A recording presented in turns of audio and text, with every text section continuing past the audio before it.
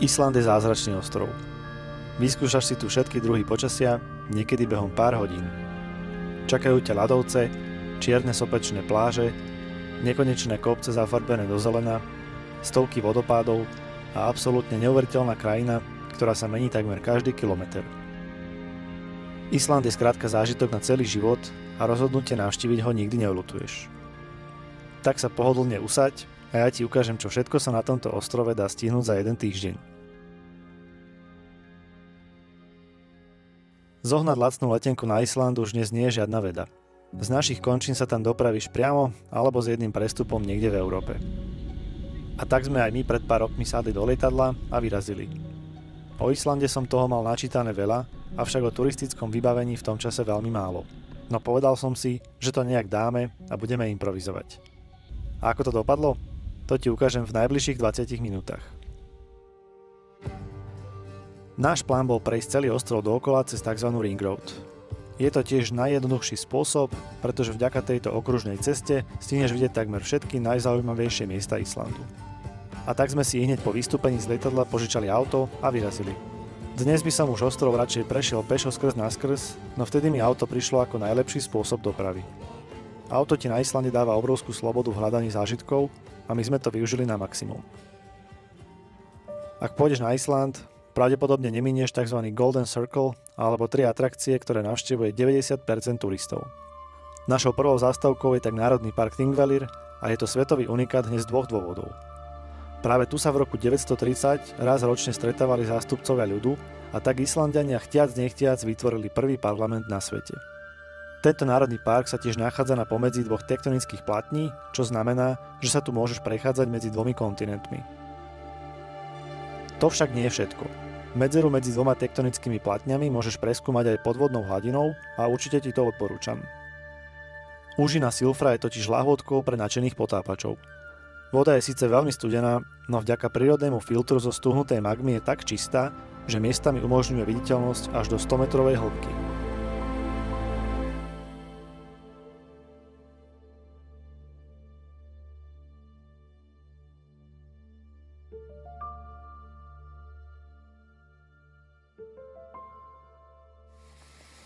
Nestíhame sa čudovať a pokračujeme ďalej, na najznámejší gejzír Islandu, prezývaný tiež Strokkur. Okrem prenikavej vône síry a neustáleho syčania si toto miesto zapamätáš aj z iného dôvodu.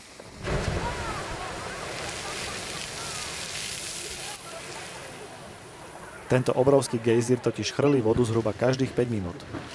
Všade okolo je tiež vriaca voda a para, tak si daj pozor, kam stúpaš.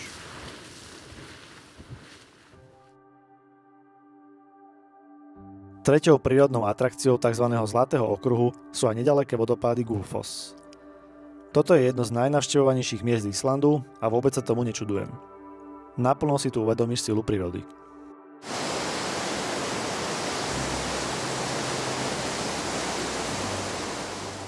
Len pár metrov od teba preteká krásny, kaskadovitý vodopád, ktorý ústi do 2-kilometrového kaňonu. Dočítal som sa, že za 1 sekundu tu môžu pretiecť až 2 milióny litrov vody.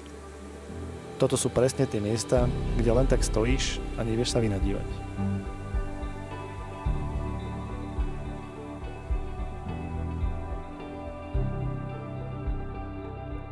Kúsok od vodopádov nájdeš tiež kráter s názvom Kerit.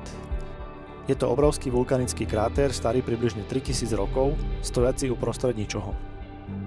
Inak žiaden strach, za jeden deň sa toho dá na Islande vidieť veľmi veľa, takže sa nemusíš ani príliš ponáhľať.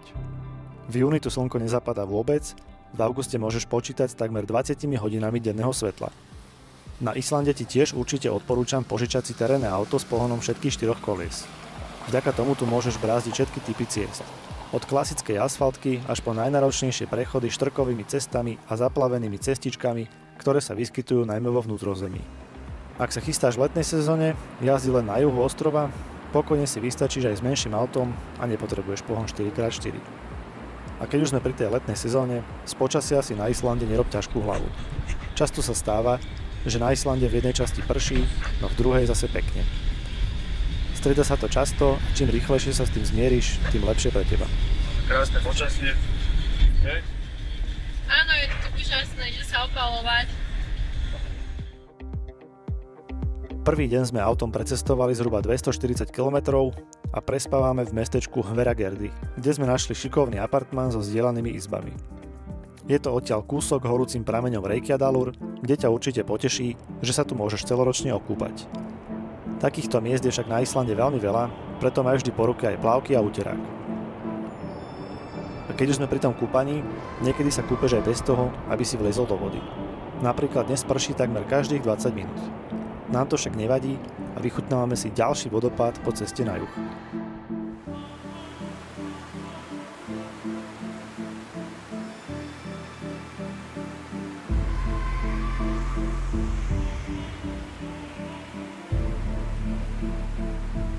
Seljalandsfoss ponúka úžasnú scenériu a je známy aj tým, že si ho môžeš vychutnať zo všetkých strán.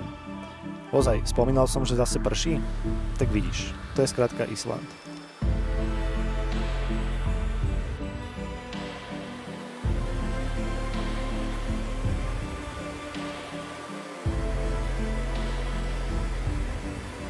Okrem hlavného vodopádu ma na tomto mieste fascinuje aj ten menší, schovaný nedaleko. Človek sa k nemu dostane len cez jaskyňu plnú vody a sem tam musí neisto šliapať po kameňoch, aby nespadol do rieky. V tomto čase som bol ešte natoľko neskúsený, že som si do týchto vlhkých a daždivých podmienok obliekol páperovú bundu. Asi si vieš predstaviť, ako som zmokol. No platí, že človek sa najlepšie učí z vlastných chýb a podľa mňa nie je hanba si to priznať.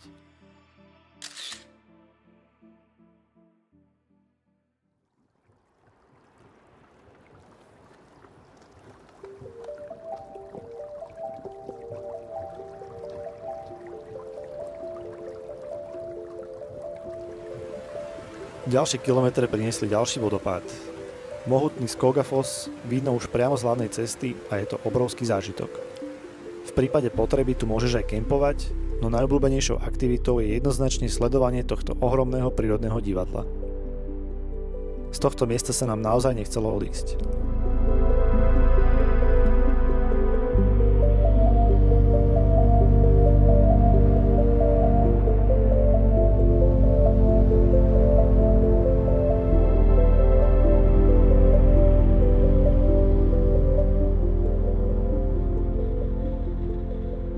Inak, ak chceš tip na islandské kúpanie s výhľadom, určite skús najstarší horúci bazén na Islande priamo pod najaktívnejšou sopkou. Aj tu platí, že vstup je zdarma.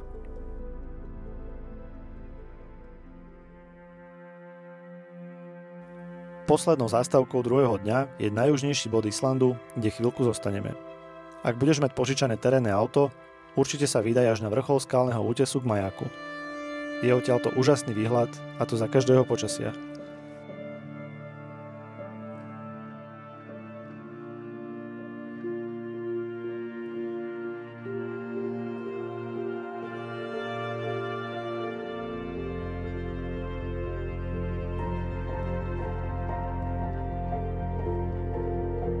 Inak, keď sme plánovali náš výlet, chceli sme čo najviac ušetriť a tak sme sa dohodli, že pár nocí prespíme v aute a zo pár v štandardnom ubytovaní. Dnes prvýkrát spíme v aute a preto sa nikam neponáhľame. Máme so sebou tie najlacnejšie karimatky a najslabšie spacáky a spíme na rozložených sedačkách. No a ako vidíš, prežili sme to.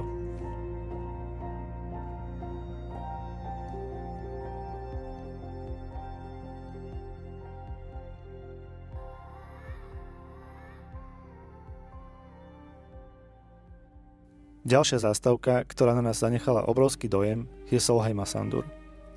Vrak amerického lietadla, ktoré tu havarovalo v roku 1973. Dodnes je záhadou, prečo toto lietadlo muselo ísť k zemi, no zaujímavé je, že celá posádka núdzové pristátie tohto stroja prežila. To sa však už o lietadle dnes nedá povedať. Miestni farmári ho totiž takmer úplne rozobrali a tieto cenné kusy predali na čiernom trhu. Ako vidíš, zostal len samotný trup. Ja viem, nie je to tá najkrajšia prírodná pamiatka, no patrí k histórii ostrova a navyše ponúka zaujímavú prechádzku ako z inej planéty. Nič naokolo, len sopečný prach a nekonečné pláže. Človek tu má pocit, že dorazil na koniec sveta.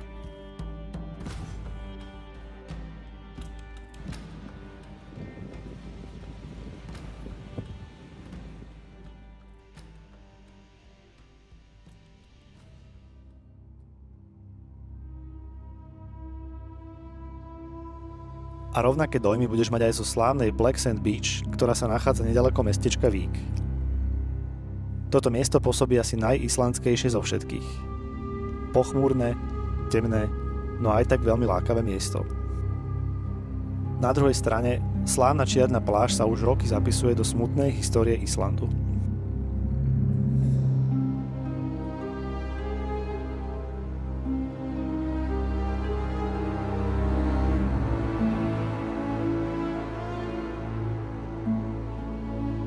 V obrovských a nepredvídateľných vlnách pláže Vík tu každoročne zahynie niekoľko ľudí. Preto si dávaj pozor, nepreceňuj sa a rešpektuj všetky výstrahy. Aj my sme si mysleli, že sme ďaleko od vln a ich dosah nás prekvapil.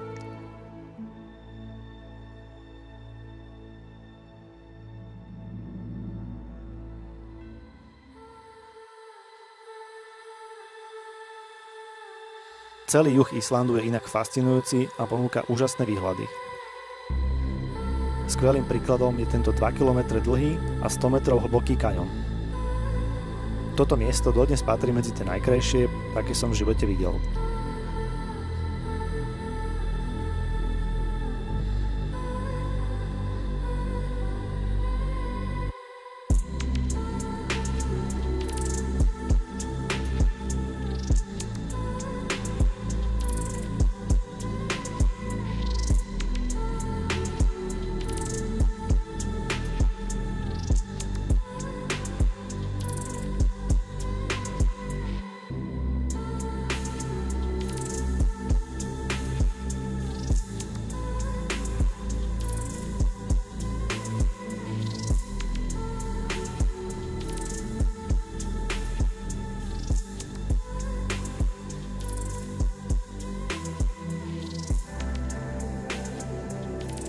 A s otvorenými ústami som sa kochal výhľadom aj na ďalší vodopád menom Svartifoss.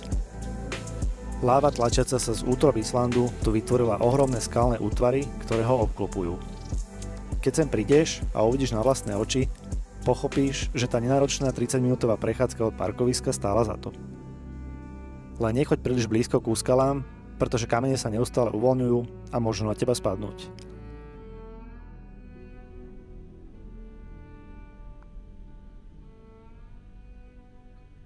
To, čo nasledovalo na záver tohto dňa, sme si rozhodne užili.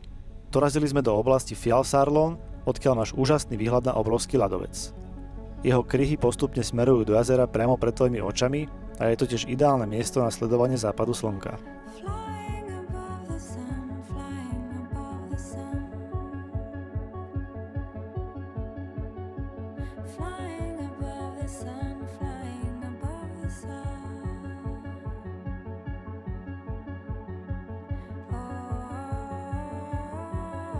Obrovské kryhy sa tu topia deň čo deň a sladkovodné jazero sa tu spája s oceánom.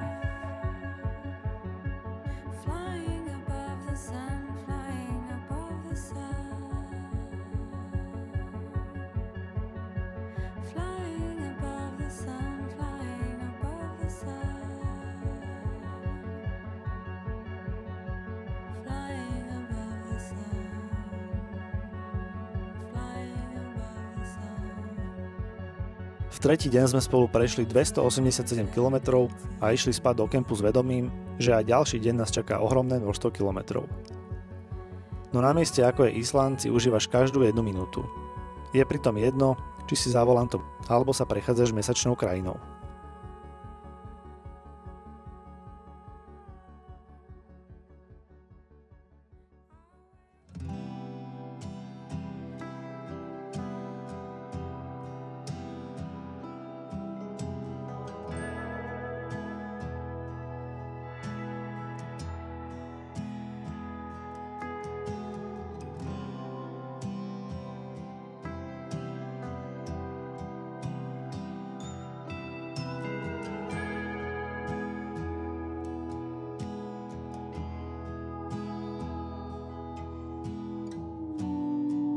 Musím povedať, že tento jednoduchý život na Islande nám zachutil. Náš rozpočet bol minimálny, no zážitky a skúsenosti maximálne.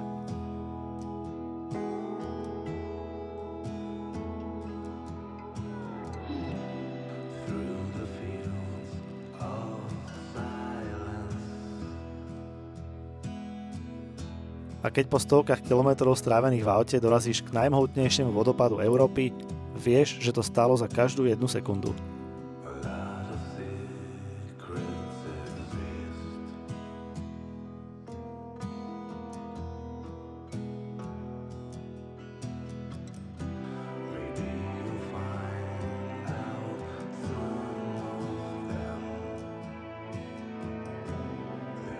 Takú masu vody po kope som ešte v živote nevidel. Príroda je proste mocná čarodejka a na Islande to cítiš na každom jednom mieste.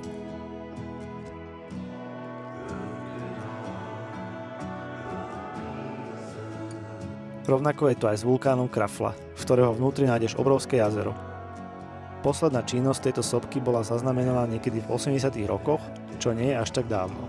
No Islandania sa naučili výborne využívať geotermálnu energiu, preto v tejto oblasti nájdeš množstvo elektrární. Aj tak si nemôžeme pomôcť a cítime sa, ako keby sme boli na inej planéte.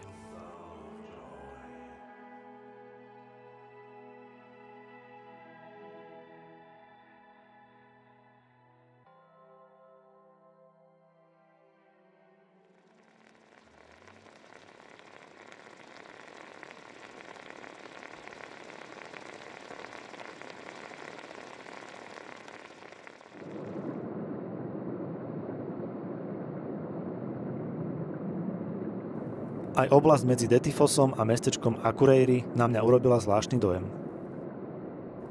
Všade cítiť síru, z každého kúta zeme si čípara a bublá bahno. Inak, ak si niekedy sníval o tom, že pocestuješ na Mars, tak asi už nemusíš. Island je rozhodne bližšie a je minimálne rovnako zaujímavý.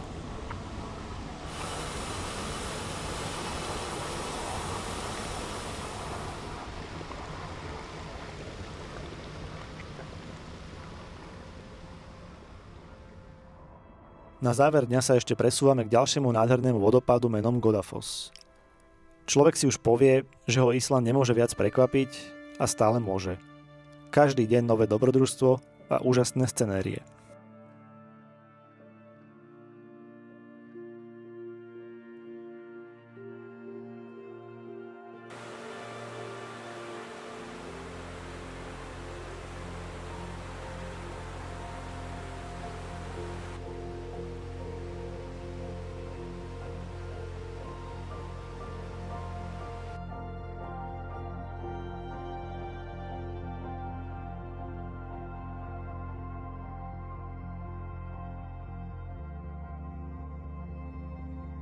Po takomto náročnom dni sme si dopriali aj luxusné spanie.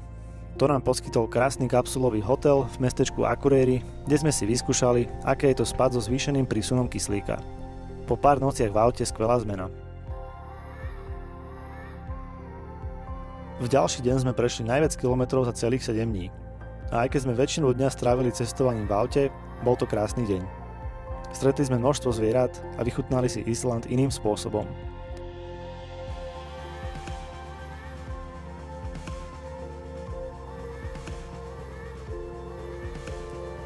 Keď sme mali chuť oddychnúť si, jednoducho sme zastavili na odpočívadle, uvarili čaj, zjedli nejaký ten snack a užívali si okolité výhľady. Na Islande sa skrátka stále máš na čo pozerať.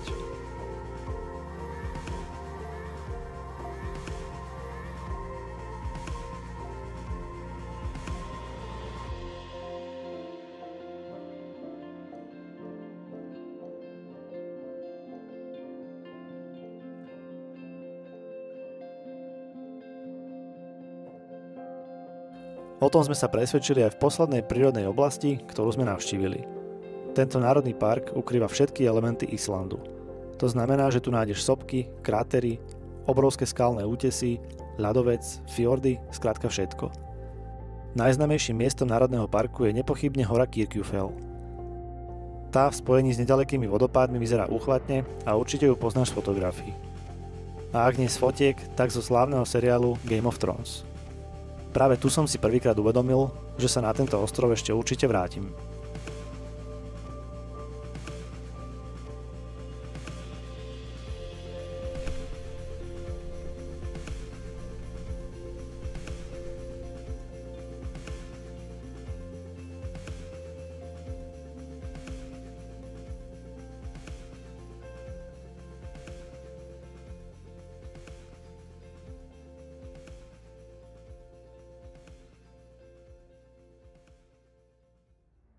Na Islande ma asi najviac fascinuje to, že tu vidíš prírodu v jej najčistejšej forme. Veď už len to, že tu môžeš naživo sledovať, ako sa formovala a formuje naša planéta, je úžasné. Živá panoráma, len trochu inak, ako ju poznáme zo Slovenska.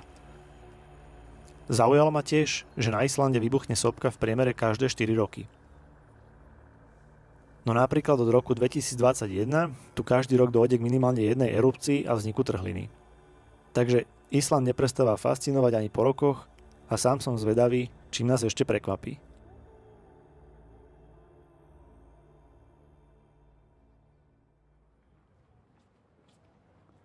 Posledný deň našej okružnej jazdy sme si vyhradili špeciálne pre hlavné mesto Islandu, slávny Reykjavík. Okrem toho, že je tu medzinárodné letisko, tu nájdeš všetko, čo by severská metropola mala mať. Island je inak najbezpečnejšia krajina na svete. A dokonca tu policajti nenosia ani zbrane. Je to krásne, severské mesto, na ktoré ti stačí bohate pár hodín. Mňa až tak neuchvátilo, no určite si pozri zblízka obrovský kostol a tiež najväčšiu koncertnú halu na Islande.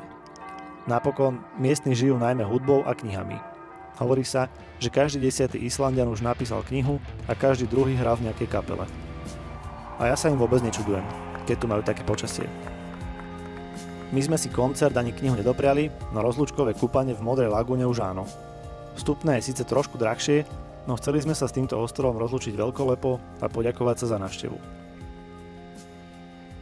Mohlo by to vyzerať, že týmto naša cesta skončila, no pravdou je, že Island bol na našej ceste len medzi zástavkou.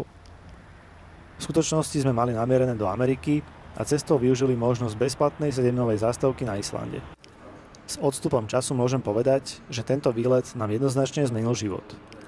Najlepšie to ilustruje fakt, že sme na ostrov cestovali dvaja, no vrátili sa ako trojčlenná rodina. Tým som chcel povedať len jedno. Cestujte a spoznávajte.